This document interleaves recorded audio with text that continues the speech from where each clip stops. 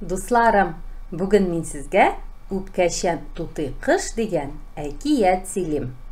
Борын заманда түгел, ә бүгенге заманда бик матур өйдә яшәгән ди бер абзый. Аның булгандай яраткан гүзәл туты кышы. Абзый аңа Сөенеч дип исем биргән, аны сөйләшергә өйрәткән. Кадер-хөрмәттә иркәләнеп кенә яшәп ятканда, бу абзый бер көнне Кадержан дигән куян алып кайта.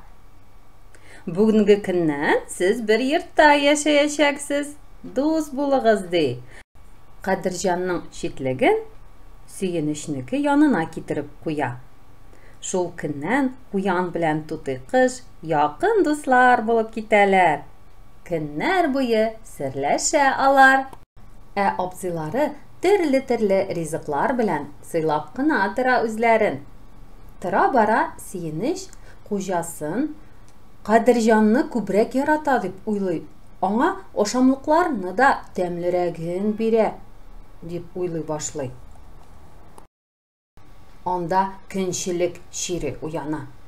Менә кызык итим әле үзләрен. Берсе белән дә сөйләшмим бүгеннән, ди ул.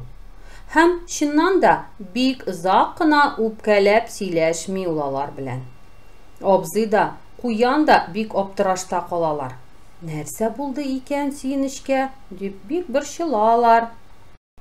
Бер көнне хуҗа, бәлки кәефе күтәрелер дип, читлекне дә ачып куя. Сөенеч үзенең оясыннан очып чыга. Иң беренче булып дустының читлеге өстенә килеп куна.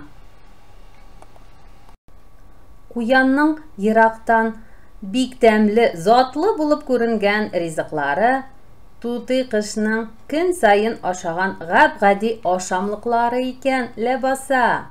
Сөенеч юкка көнләшеп, үпкәләп йөргәненә бик нык үкенгән. Хуҗасын сөйләшми йөреп борчуга салды. Әздән генә якын дустын югалтмый калды. Дусларым, мөселманнарга озак үпкәләп йөрергә ярамый. Сөенеч, бүтән юкка үпкәләп йөрмә инде, яме? Ярар, арамай, тырышырмын. Сау булыгыз!